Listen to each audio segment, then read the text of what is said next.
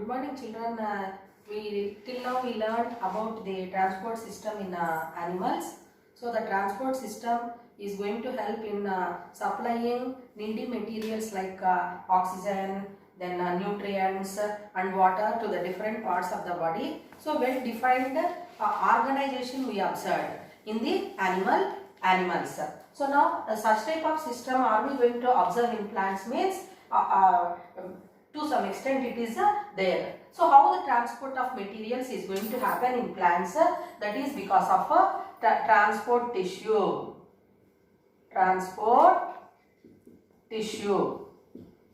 So what is this transport tissue having? It contains two components. One is xylem and other one is phloem. We know that, or you have studied in 9th class, xylem helps in transporting water and minerals,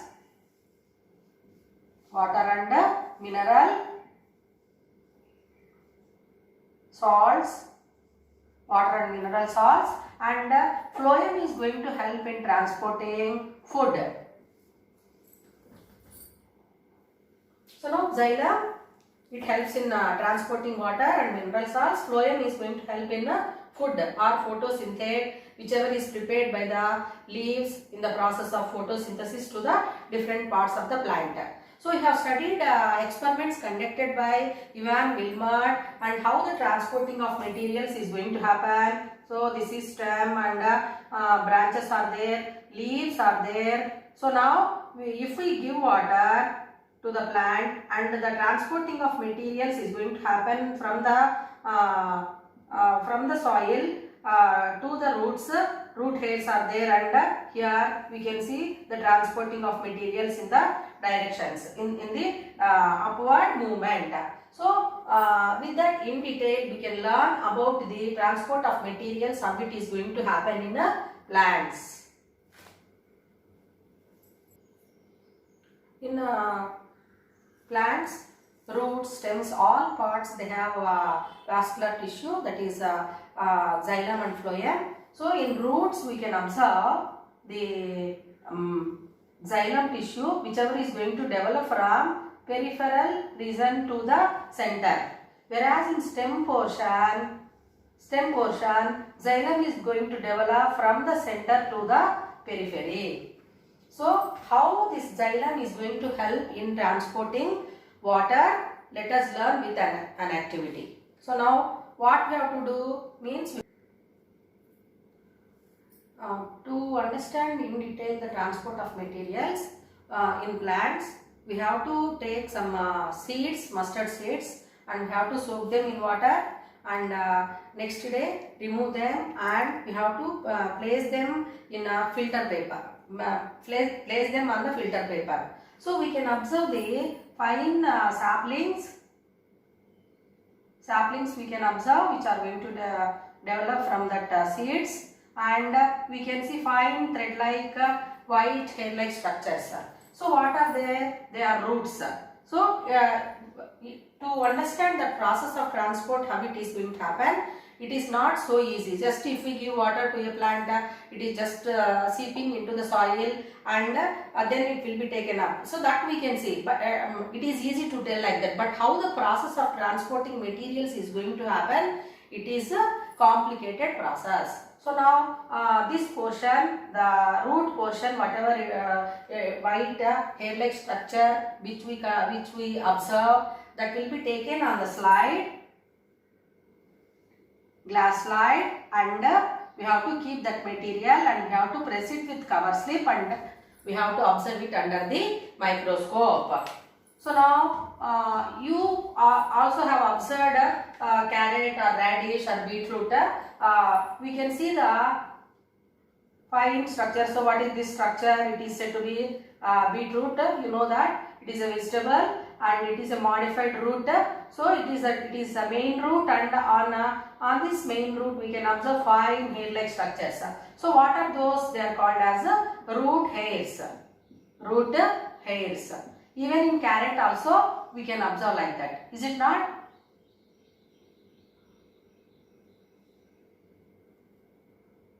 So these are root hairs. So now let us learn them.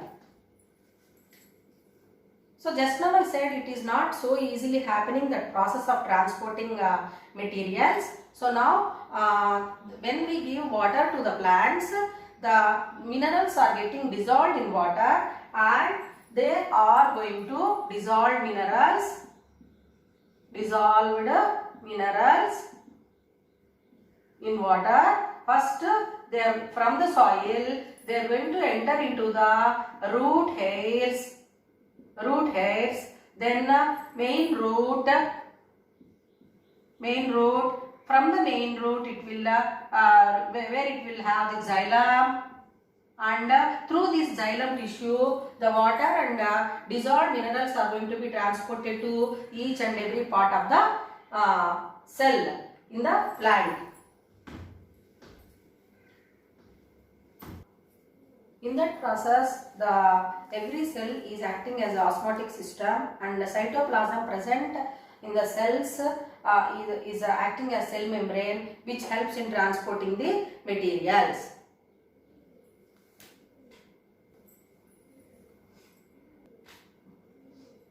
Please note down this, children. Every living cell acts as an osmotic system. What is osmosis? We learned. The movement of water is going to happen from lower concentration to higher concentration.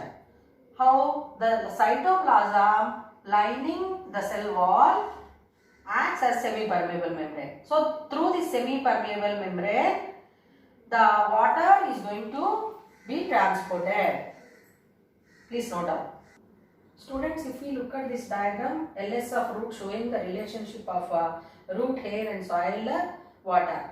So how the root hairs are going to take water from the soil, we can observe here. See, soil water is there and the soil particles are there. When we supply water, the root hairs are going to take water and it enters into the cells, that is epidermal cell, outermost covering. Then it will enter into the cells of cortex.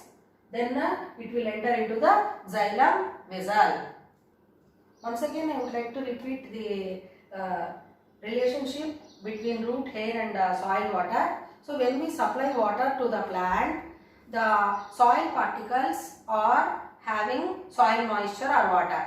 So that water it will enter into the epidermal cells of root hair. From the root hair it will enter into the cells of cortex, and from the cells of cortex it will enter finally into the xylem vessel. From here it will be supplied to each and every part of the body. Now let us learn how the roots are going to supply water to the different parts of the plant. So now here we have to know one point, that is root pressure. Root pressure. So what is meant by root pressure? So some pressure is created in the different parts which we learnt in the previous diagram. So that will force that water to enter into the cell, and that will help in pushing water towards xylem. So in that way the water is going to be transported. So alone root hair is not a factor. So other factors are also there which are going to help in transporting water to the different parts of the plant. So what are those? So in this class we are learning about root pressure. So now what are the other factors? Ascent of sap, root pressure,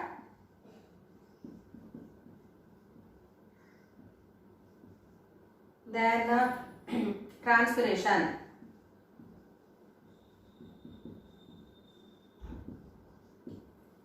Ascent of sap, root pressure and transpiration. So all these are going to help in transporting water from roots to the different parts of the plant. So now we learn what is the meaning of ascent of sap.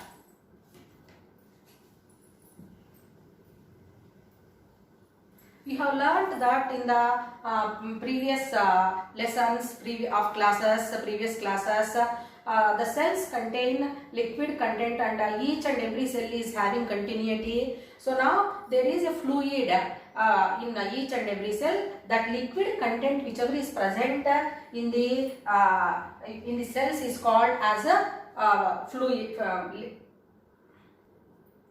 Moving upward direction is called ascent upsurge. Once again I would like to repeat what is the meaning of ascent upsurge. Means the fluid whichever is there, it is moving in the upward direction. So that one we call it as ascent of sap. What is meant by root pressure? Pressure exerted by the roots while they are pushing water. That is called a root pressure.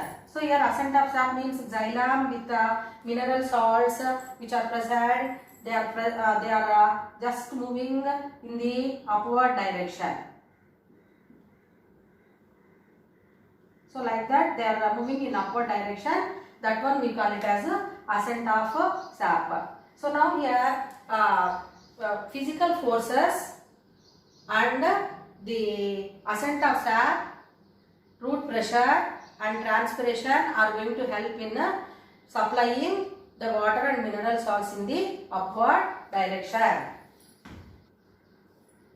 Let us learn root pressure, how it is going to help in transporting water and minerals in the upward direction.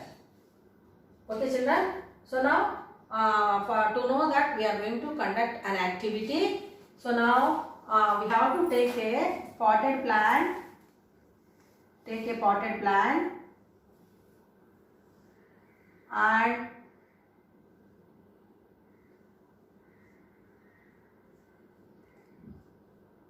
we have to cut the branches, leaves to some extent. Now we have only the cut stem portion.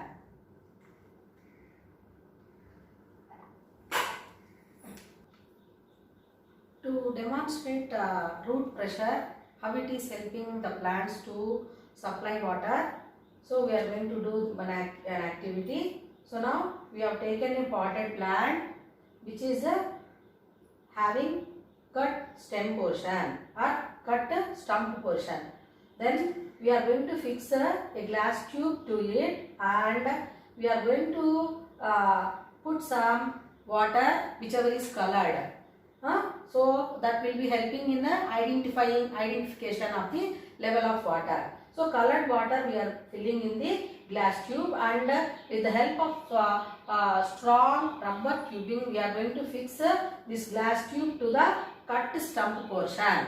Now we give water to the potted plant, and we have to see the setup, or we have to keep the setup as it is. We are for 4 to 5 hours. 4 to 5 hours without any disturbance.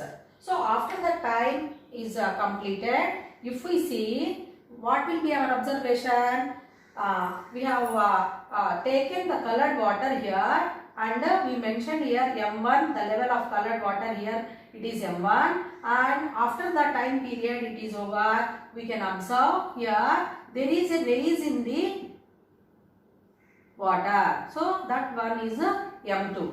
We will mention like this. So the difference whatever it is there between M2 and M1 is because of root pressure. Root pressure means the roots are absorbing water from the soil and it will be transported in the upward direction. So in that process the xylem is going to help in transporting that water with the help of root pressure in the upward direction. Root pressure is going to help in herbs and shrubs to supply water in the upward direction. But what about tall trees?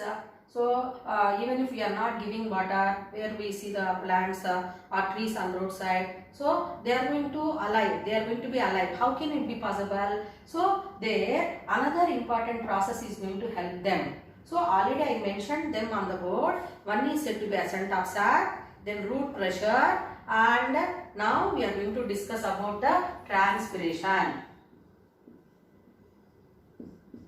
Transpiration.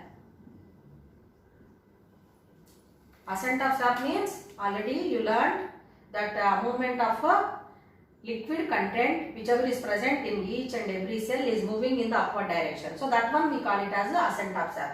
Root pressure exerted or created by the roots while pulling water in the upward direction. So root pressure is going to help for shrubs, herbs. They are smaller shorter in height. But in tall trees the transpiration is going to help. So what is meant by transpiration? Removal of excess water through the stomata of leaves is called transpiration. Once again I would like to repeat this. Removal of excess water through the stomata of leaves. So that process is called as a transpiration. So now how this transpiration is going to happen? Let us do with an activity. So now for that we have to take a potted plant. Take a potted plant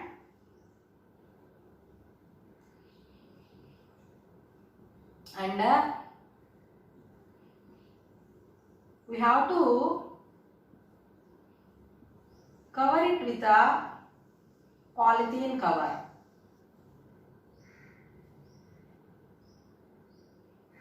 We have to cover it with the polythene cover and we have to tie it. And this setup we have to keep in sunlight for a few hours and we have to supply water to this plant. So after that time 2 to 3 hours, what we can observe means inside that polythene cover we can observe water droplets. Water droplets which are collected inside the polythene cover we can observe. So from where that water droplets have come? That is because of the stomata which are present in the leaves are going to help in eliminating excess water. So the roots are taking water here and it is transported in the upward direction. So if it is in excess quantity, what is happening? That water is going to be getting evaporated, that we observe in the form of water droplets. So that process is called as a transpiration. Children, please note down these points related to the transpiration. The evaporation creates the main pull of water